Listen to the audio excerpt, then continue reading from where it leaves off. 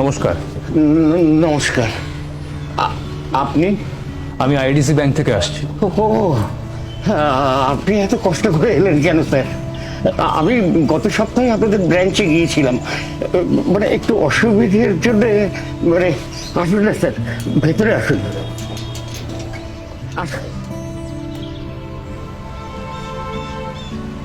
একটু চা দেবো?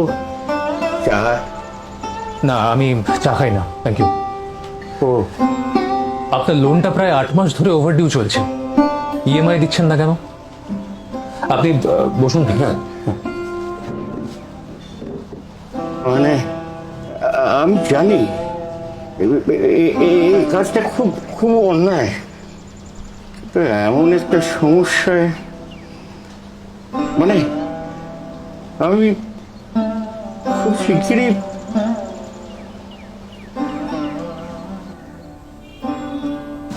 আমার স্ত্রী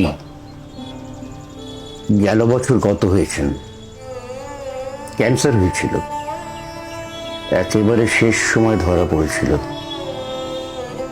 ডাক্তারও বলেই দিয়েছিলেন কোনো আশা নেই। আচ্ছা, আশা না থাকলেও মানুষ কি চেষ্টা করবে না? আমিও সেই চেষ্টাই করেছিলাম। যদি আর কটা দিন, সারা জীবন টিউশনি করে যে সঞ্চয়টা করেছিলাম তা এতেই শেষ। কিন্তু আপনি কোনো চিন্তা করবেন না স্যার, আমি একজন শিক্ষক স্যার। আমি কখনো কারোর কাছে 1 টাকাও ঋণ রাখিনি স্যার। আমি প্রায় সমস্ত ব্যবস্থা করে ফেলেছি, আমাকে শুধু কটা মাস একটু সময় দিন। ব্যবস্থা মানে? এই বাড়িটা বিক্রি করে দেবো ঠিক করেছি, 2-1 জনের সঙ্গে কথাও হয়েছে। বাড়িটা বিক্রি হয়ে গেলেই আপনাদের সমস্ত দেনা আমি শোধ করে দেবো, আর কোনো ইএমআই এর ঝামেলা রাখবো না। মানে এই বাড়িটা আপনি বিক্রি করে দেবেন? কি আর করবো স্যার, ছেলেও এখানে থাকে না, আমি আর কদিন একা মানুষ, চলে যাবো কোথাও একটা। একটা প্রশ্ন করব? হ্যাঁ, নিশ্চয়ই। আপনার স্ত্রী তো গত হয়েছেন প্রায় বছরখানেক বললেন, কিন্তু এই লোনটা অনেক বছর ধরে চলছে। এতটা বেশি অ্যামাউন্টের লোন কেন নিলেন? কি আর বলবো স্যার, এই যে তো খুব বেশি দূর লেখাপড়া করতে পারিনি, ওই কোনো রকমের টেনে টুনে গ্র্যাজুয়েশন। তারপর বাবা মারা গেলেন, ছেলেকে দায়িত্ব নিতে হলো, তখন থেকেই এই টিউশনি পড়িয়ে আর আমার পড়াশোনা হলো না। কিন্তু ছেলের জন্য আমি কোনো অভাব রাখিনি, আমার সাধ্য মতো তার যখন যা দরকার সব দিয়েছি।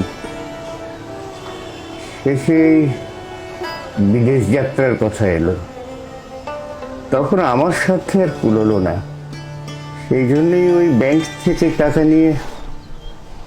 আসলে কি জানেন স্যার, আমার মনে হচ্ছিল আমি যেন বিদেশে গেছি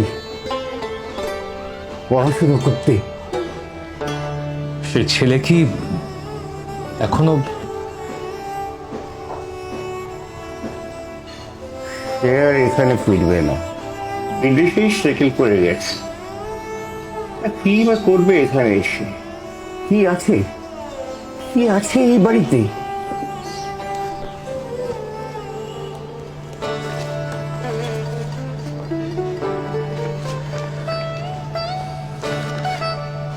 এই কাগজটায় আপনি সাইন করে দিন প্লিজ।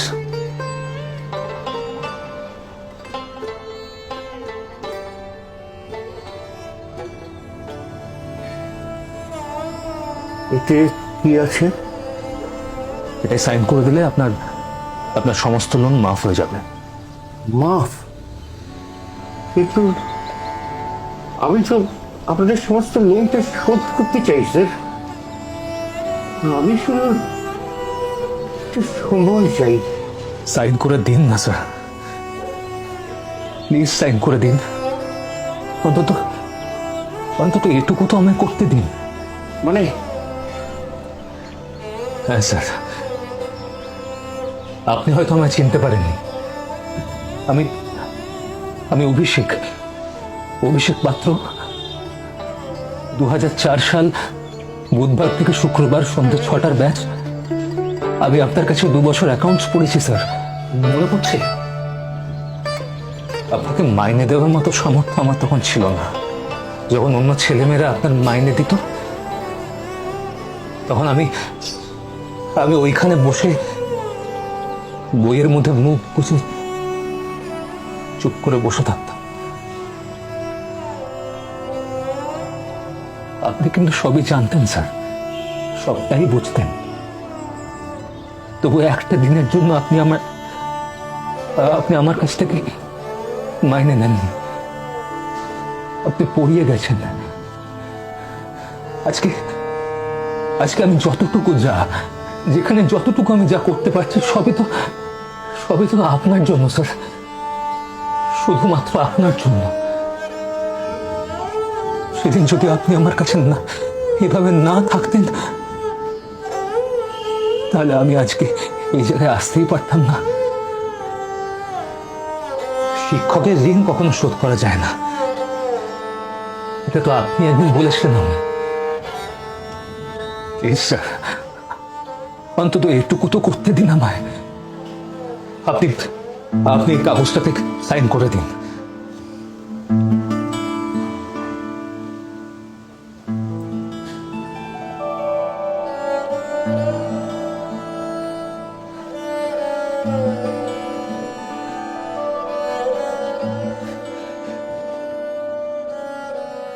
শিক্ষক শিক্ষিকা, মা বাবার পরে এই মানুষগুলোই আমাদের হাত ধরে হাঁটতে শেখান সঠিক পথে।